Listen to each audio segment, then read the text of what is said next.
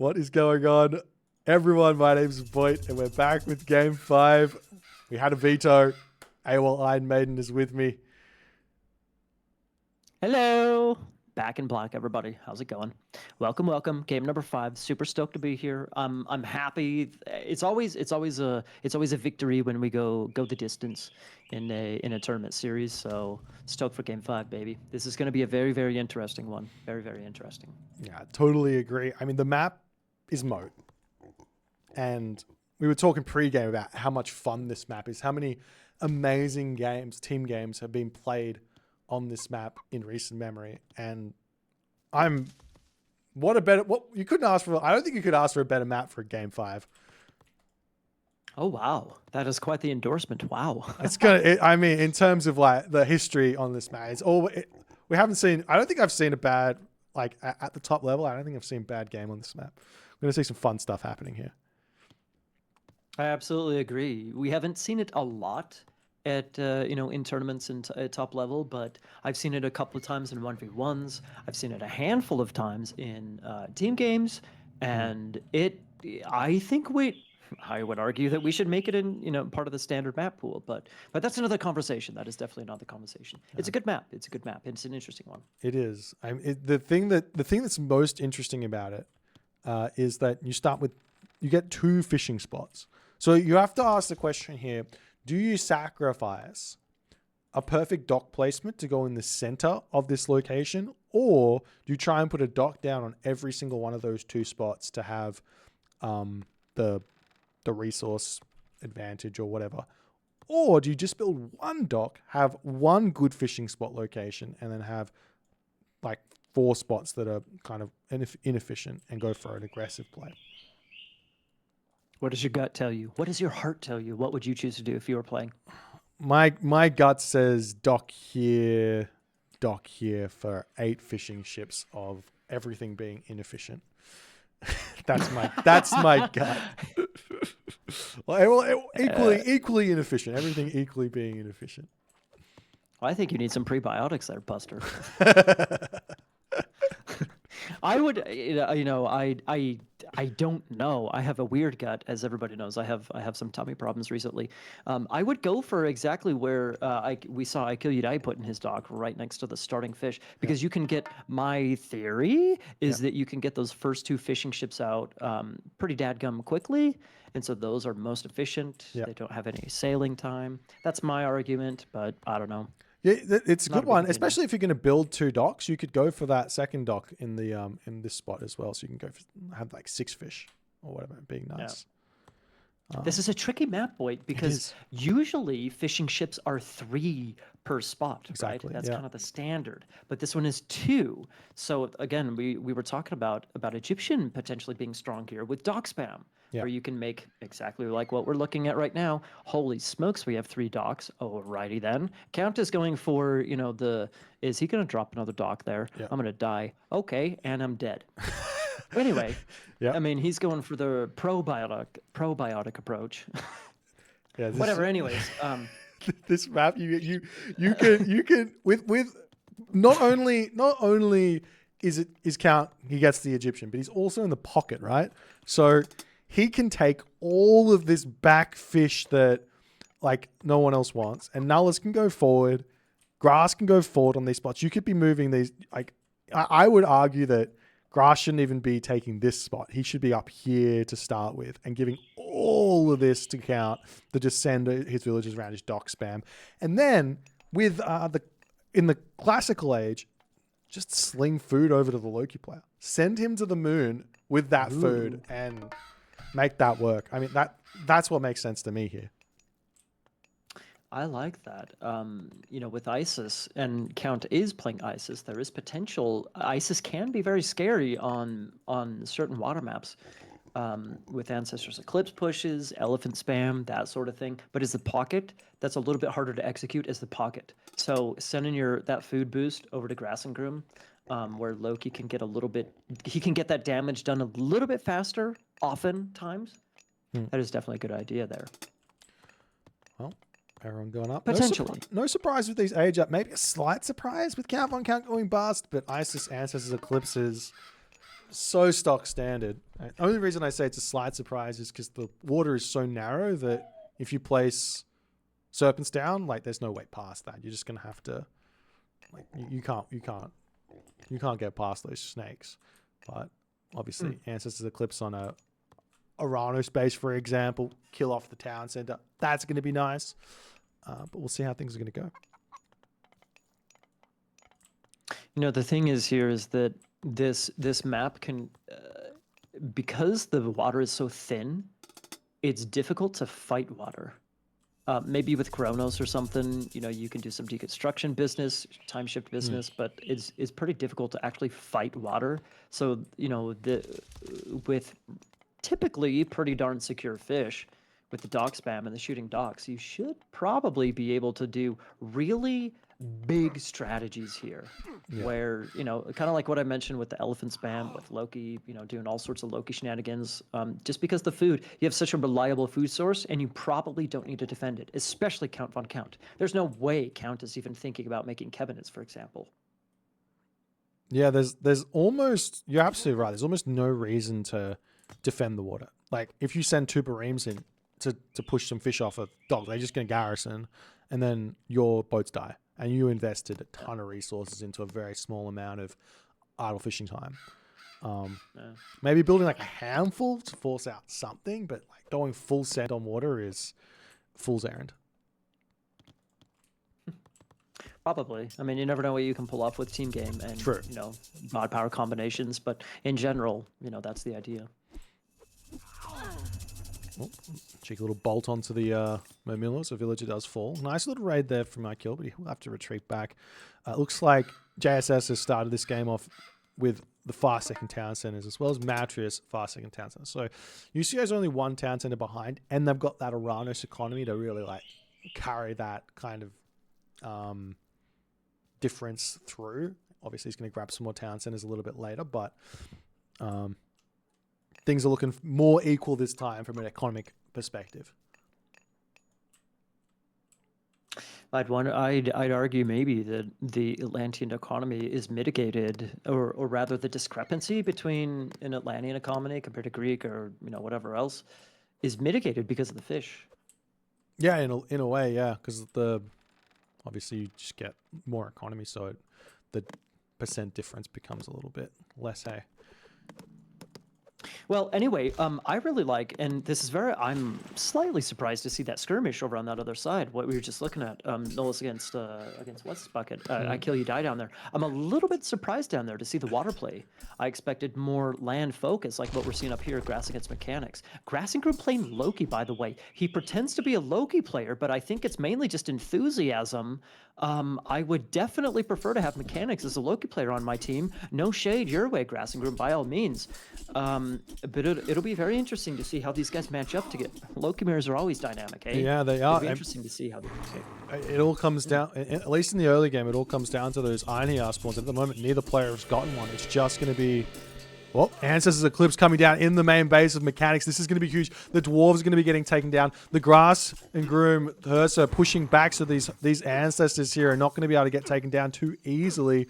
And now the town center are also going to be targeting those Ancestors, which allows Grass to just hang in this base without any real problems. But Watchtowers comes through beautifully here for Mechanics. I don't like this. Do you like it? I have no idea right now. A lot of idle villages, but I put my hands up and I say, let's see what happens. That is a very fair point. There's a lot of Herser here, and by all means, Herser can pick up the Ancestors pretty dadgum quickly. So this does give Grass and Groom a nice little advantage over Mechanics. And so in a mirror matchup, that can be very valuable for Grass as the other Loki player to have a small advantage here over Mechanics. Most of us here know Mechanics as being a beastly Loki player. So I like it from one perspective, but at the same time, why use it where there already are a ton of Hersier to pick up the Ancestors? There was idle time, but aside from the idle time, what was the damage done? Yeah, that's pretty much exactly right. Those Watchtowers came in fast. That was a really good defense by Mechanics, diving into the town center, ungarrisoning, doing all the good stuff there. And, I mean, Mechanics actually comes out in front because he got all that favor kill from the minions, in a way. So he's got more myth unit spawns and he's in a good spot. Indeed. I know we're looking at I Kill You Die. I mean, yeah, but here in the center with Count on Count. Count on Count took his forward town center. And you can see right there on the side of the map. Yeah, we see the Migdal. So Count with the forward Migdal, forward town center, forward. That was good news, in my opinion, for potential Ancestors Kleps pushing. But as we just saw, he already used it. So it'll be interesting to see if he can maintain this position long term. If he can, it'll be good. If maybe Matrews and Mechanics can get a nice double to kick him off that position, could be sketchy. Maybe with I Kill You Die coming in. Yep. I don't know, but that could be a nice position. Could be bad. Totally. I totally missed this as well, but Mechanics has got not Hall of Fames. He's got Bushkis, boots kick everything. Ooh. So his Hersa are moving faster. He has an advantage on grass as well as being one of the best Loki team game players. This side of the Mississippi. Yeah. Okay. Well, so I mean, Boit. It seems like on the bottom, Matrews is booming on 2 TCs, but I Kill You Die getting a little bit of map initiative, which is really nice. That doesn't matter all too much, you know, in the Zeus against Atlantean Mirror, matchup. Yeah. It's hard for me to give an advantage here between the teams, but are you feeling like this game is turning a specific direction? I mean, with this restoration, this is really, really big. All of those Hersa of grass were so low HP, straight back up to full HP, and this push from Count is going to start being very scary. Another Migdal. He's going to start getting those siege weapons out. Matrews is on the back foot at the moment. But is the siege works actually out? No, not yet. Okay, so Count this. There's still plenty of time. Matrews is on 3 town centers. There's still plenty of time for Matt to hold this position. If there were siege towers coming out now, I would be super sketched out for UCA. It would be looking great for JSS, but it's going to take time to get the siege out and to get that town center down. Well, as you say that, the siege have come. Ooh. The Zeus hoplites are here. True. Wow, true. And where is iKill? iKill needs to get over there. He does have some stuff here, but not much. Not much indeed. Bro, that town center's going down, man. There's no villagers there to repair that. That thing's... What? He's running away! Dude, finish off the town center! Don't you remember Vinland Saga? Finish off the town center! Come on, man! The elephant's interested. Okay. Come on. He's back on the town center. The elephant. But look at this. Grass is tier. He is going to be Mythic Age in the next 12 seconds. 10 seconds. Oh, wow. Yes, there's going to be a Flaming Weapons for Mechanics, but he's just lost all his Hersa. JSS might win the game right here. Yeah. There's not a lot of Hersa for grass either, so we could see the Flaming Weapons Fimbulwinter right now. Are we seeing it? We are seeing it. There's not a ton of Hersa, however, so that's not the scariest thing in the world, but it is enough. The Fimbulwinter, the eco damage in the Fimbulwinter, it's enough to... Matrews tapping out. They tap out. Well done. That went so insanely well for JSS. I don't have words at the moment. I don't even understand. Did Matrews just get... What happened in this game? I'm not 100% sure, dude. I think that I Kill You Die on the bottom side, he had a bunch of Terma and Murmillo. That's not all very good against, a whole bunch of hoplites. And so everything kind of... Nullus booming, the ancestors, everything kind of equal, but ultimately everything just conglomerated at the same time or coalesced at the same time on the forward town center of Matrews. And I don't know, maybe the boom was better for JSS. Maybe they were able to age up faster. I don't know, but it was enough.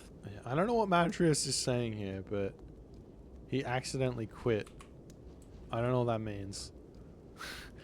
But was rematch? This what was this Ancestors Eclipse from Count when he hit it?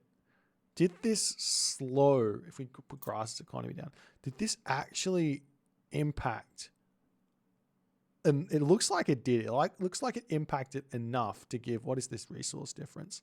It's like 13,000 at 1030 to 11,000. So it's like a 1,000 resource difference, which is not enough to get like that big of an advantage. But I don't know, maybe Grass had just